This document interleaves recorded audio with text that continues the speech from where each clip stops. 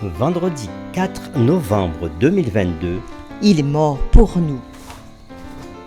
c'est avec plaisir que nous vous accueillons sur notre chaîne L'Aventure dans la Parole avec la série numéro 6, Il est mort pour nous. Comme à chaque fois, nous vous invitons à marquer votre appréciation en likant ou encore en laissant un commentaire et surtout en partageant le lien de la chaîne avec tous vos contacts. Le texte à mémoriser de cette semaine, que nous avons déjà dit mais que nous vous invitons à redire avec nous aujourd'hui, se trouve dans Jean chapitre 3, les versets 14 et 15. Et comme Moïse éleva le serpent dans le désert, il faut de même que le Fils de l'homme soit élevé, afin que quiconque croit en lui ait la vie éternelle. Christ, agneau de Dieu, mourant sur une croix. Quelle signification la croix et la mort de Jésus a-t-elle pour nous? Attaché à la croix pour moi, il a pris mon péché, il m'a délivré. Attaché à la croix. C'est avec les séquences suivantes que nous y avons répondu. Le samedi 29 octobre, en introduction, nous avons dit que la résurrection de Christ est au cœur de notre foi, parce que dans sa résurrection, nous avons la garantie de la nôtre.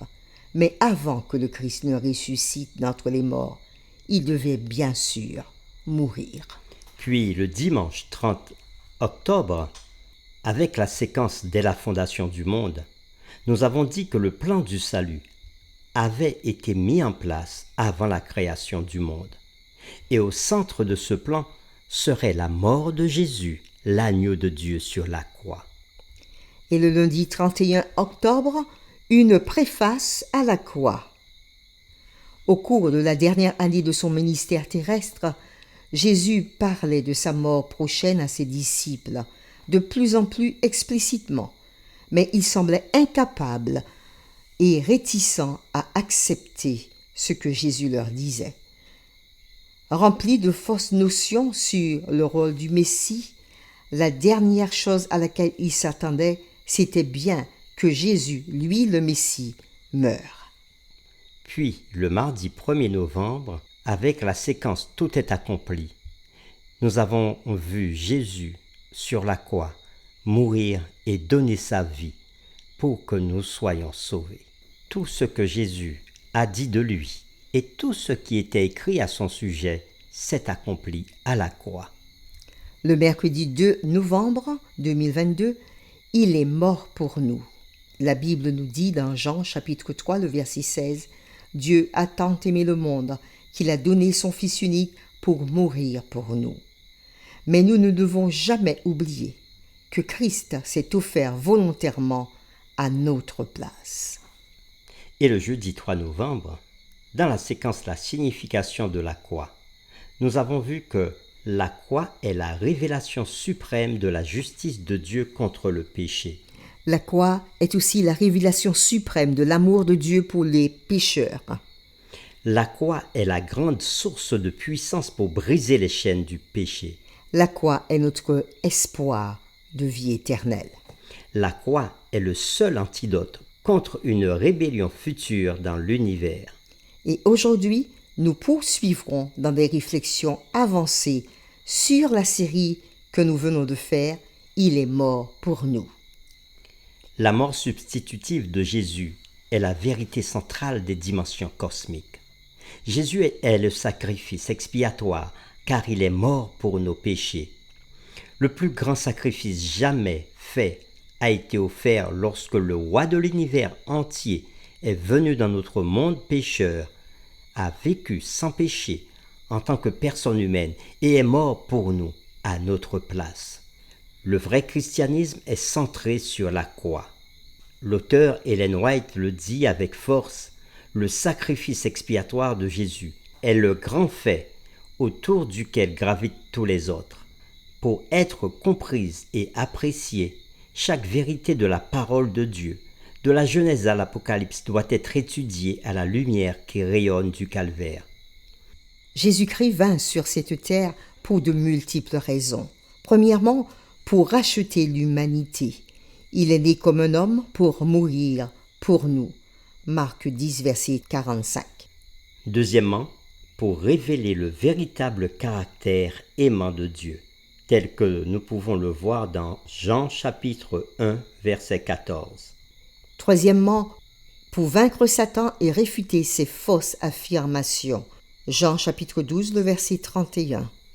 Quatrièmement, pour prouver que le premier Adam avait la possibilité d'obéir à Dieu, tout comme Christ était en mesure d'accomplir parfaitement toute la loi et vivre une vie sainte et sans péché dans son humanité, tel qu'on peut le voir dans Jean chapitre 8, verset 46. La mort de Christ est la garantie de la vie, et sa mort nous apporte la vie éternelle. Aucune théorie ne peut expliquer en détail l'énorme portée de la mort de Christ sur la croix. Même si nous pouvons assembler toute une mosaïque de raisons de sa mort, une telle image ne représenterait qu'une fraction de l'énorme signification de la croix. La croix révèle l'amour incompréhensible de Dieu pour les pécheurs, sa justice, sa vérité, la splendeur de son saint caractère, L'immutabilité de sa loi, la nature odieuse du péché, la sécurité de son gouvernement, sa victoire sur le péché son identité dans le grand conflit, et la victoire définitive de Christ sur Satan et les forces du mal. Pour ces raisons, la mort de Christ a une position décisive et dominante dans la théologie. Rien ne peut remplacer la centralité et la plus grande importance de la mort de Christ, tel que Paul nous le dit dans Romains chapitre 1er versets 16 et 17 et Romains chapitre 3 versets 22 à 26. Ce qui s'est passé sur la croix est un acte divin de salut inégalé, unique et irremplaçable, d'où découlent tous les bienfaits du salut, y compris le ministère d'intercession de Christ pour nous aujourd'hui. Rien ne peut améliorer ou compléter la croix, et personne ne peut ajouter quoi que ce soit au sacrifice extraordinaire de Christ pour les humains. Le salut est complet en lui. La mort expiatoire de Christ sur le calvaire est comme une fontaine d'où jaillissent toutes les autres bénédictions, ou pour le dire autrement, son expiation s'apparente à un gland qui contient tout le chêne. En vérité, l'expiation de Jésus est parfaite. Jésus était devenu un péché et une malédiction pour nous, tel que nous le voyons dans 2 Corinthiens chapitre 5, le verset 21, et Galates chapitre 3, le verset 13, afin que nous puissions vivre. Ce qui a été accompli sur la croix, il y a près de 2000 ans, doit maintenant être appliqué, actualisé et incorporé dans nos vies, afin que nous puissions être restaurés à l'image de Dieu et avoir une vie abondante. Christ est notre médiateur et notre intercesseur, parce qu'il est notre sauveur. Son intercession est une continuation de son activité salvatrice en notre faveur et l'intégration de son œuvre pour nous sur la croix. Nous avons besoin de sa mort et de sa vie pour être spirituellement vivants. Raoul Dedren, un théologien, souligne le rôle central de la mort de Christ. Il dit ceci: alors que son sacrifice pour le péché a été fait une fois pour toutes sur la croix, le Christ monté au ciel met à la disposition de tous les avantages de son sacrifice expiatoire. Grâce à la croix, l'univers entier est en sécurité pour toute l'éternité. Le langage humain est incapable de décrire ces bienfaits magnifiques et gigantesques. Grâce au sacrifice ultime de Jésus-Christ à Golgotha, la rébellion et le péché ne se reproduiront plus jamais au ciel. L'auteur Ellen G. White déclare: le merveilleux dessein de la grâce de Dieu le mystère de son amour rédempteur. Voilà le thème sur lequel les anges voudraient se pencher et qui sera le sujet de leur méditation à travers les âges sans fin. Les rachetés, et avec eux les êtres qui n'ont pas péché, trouveront dans la croix de Christ leur science et leur chant. Tiré de Jésus-Christ à la page 9. Et elle dira dans un autre ouvrage, « La révélation de l'amour de Dieu à l'homme est centrée sur la croix. Le langage humain ne peut expliquer en profondeur la signification de la croix. Elle ne peut être représentée. L'esprit de l'homme ne peut la comprendre. Christ crucifié pour nous, le Christ ressuscité d'entre les morts, le Christ qui est monté au ciel est la science du salut que nous devons apprendre et enseigner. » Tiré du livre Amazing Grace. Pour terminer, voici ces questions personnelles pour réflexion. Premièrement, si Christ est mort pour les péchés du monde entier, pourquoi tout le monde ne serait-il pas sauvé? Pourquoi le choix personnel joue-t-il un rôle crucial dans la détermination de ceux qui seront sauvés par la croix et ceux qui seront perdus malgré le grand sacrifice fait en leur faveur? Deuxième question. Quelles sont les choses que la sagesse du monde enseigne qui sont de la folie pour Dieu? Qu'en est-il de l'idée que l'univers est né de rien du tout? À quel autre exemple pouvez-vous penser? Troisièmement, qu'en est-il de la croix? Et comment ce qui s'est passé là-bas rend-il l'idée du salut par les œuvres si futiles, si erronées et si contraires au plan du salut? La série numéro 6, « Il est mort pour nous », est terminée.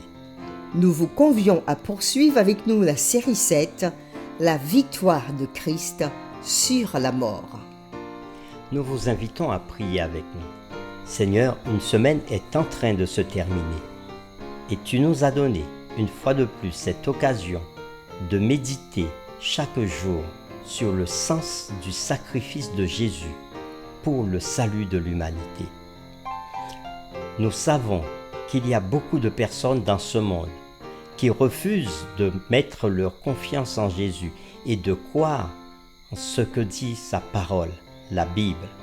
Il y a plusieurs personnes qui n'ont jamais entendu parler de son sacrifice et du sens de son sacrifice. Mais nous avons appris aussi cette semaine que même si Jésus devait venir pour une seule personne et donner sa vie pour cette personne, il le ferait. C'est pour cela que nous prions pour que les cœurs soient sensibles à ta parole, que des hommes et des femmes entendent le message de la croix et aient envie de se donner à Jésus-Christ leur Seigneur et Sauveur. Donne à chacun d'entre nous qui écoutons ces messages de pouvoir le partager avec ceux qui sont autour pour que tous entendent le message de la croix, le vrai sens du sacrifice de Jésus. Merci d'avoir été avec nous et de nous avoir accompagnés tout au long de cette semaine. Nous t'avons prié au nom de Jésus.